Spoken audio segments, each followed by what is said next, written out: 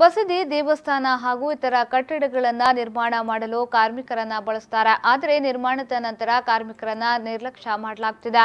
500,000 ರೂಪಾಯಿ ನೋಟನ್ನು ಬ್ಯಾನ್ ಮಾಡುವ ಮೂಲಕ ಕಾರ್ಮಿಕರನ್ನ ಸಮಸ್ಯೆಗೆ ಸಿಲುಕಿಸಿರುವ ಮೋದಿ ಸರ್ಕಾರವು ಇದೀಗ ಕಾರ್ಮಿಕರ ಕಲ್ಯಾಣ ನಿಧಿಗೆ ಕನ್ನ ಹಾಕಲು ಹೊರಟಿದ್ದು, ಇದಕ್ಕೆ ನಾವು ಅವಕಾಶವನ್ನ ನೀಡುವುದಿಲ್ಲ ಎಂದು ಸಿಡಬ್ಲ್ಯೂಎಫ್ಐನ ರಾಜ್ಯ ಪ್ರಧಾನ ಕಾರ್ಯದರ್ಶಿ ಮಹಂತೇಶ್ಗೆ ಅಧಿಕಾರಿಗಳಿಗೆ ಎಚ್ಚರಿಕೆಯನ್ನ ನೀಡಿದರು.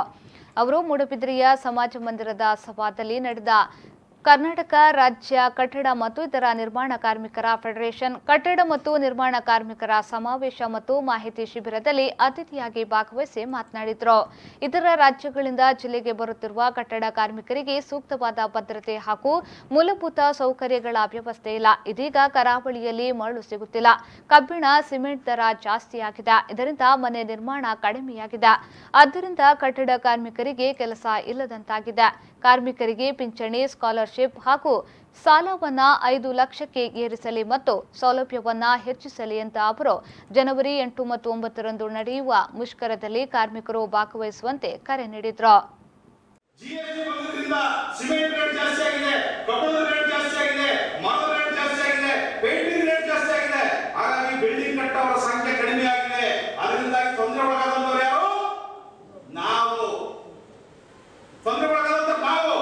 ಇದನ್ನ ಹೇಳಬೇಕು. ಅದಕ್ಕೋಸ್ಕರ ನಾವು ತೀರ್ಮಾನ ಮಾಡಿದ್ದೀವಿ. ಇಡೀ ದೇಶದಲ್ಲಿ ಕಟ್ಟಡ ಕಾರ್ಮಿಕರು ತೀರ್ಮಾನ ಮಾಡಿದ್ದಾರೆ. ಏನಂತಂದ್ರೆ, ನಮ್ಮ ಮಂಡಳಿಯಲ್ಲಿ ಆಗಿರ್ತಕ್ಕಂಥ ಏನು ಶೇಖರಣೆ ಆಗಿರ್ತಕ್ಕಂಥ ದುಡ್ಡಿದೆ, ಕಟ್ಟಡ ಮತ್ತು ನಿರ್ಮಾಣ ಕಾರ್ಮಿಕರ ಸಂಘದ ಮೂಡಬಿದಿರೆ ವಲಯದ ಅಧ್ಯಕ್ಷ ಜಯಾನಂದ ಪೂಜಾರಿ ಮಾರೂರು, ಕೋಶಾಧಿಕಾರಿ ಶ್ರೀಧರಾಚಾರಿ, ಉಪಾಧ್ಯಕ್ಷರುಗಳಾದ ಸೀತಾರಾಮ್ ಶೆಟ್ಟಿ, ದೂಜ ಪೂಜಾರಿ ವಾಲ್ಪಾಡಿ, ಸಂಜೀವ್ ಪೂಜಾರಿ ಮಾರೂರು ಮೊದಲಾದವರು ಈ ಸಂದರ್ಭ ಹಾಜರಿದ್ದರು.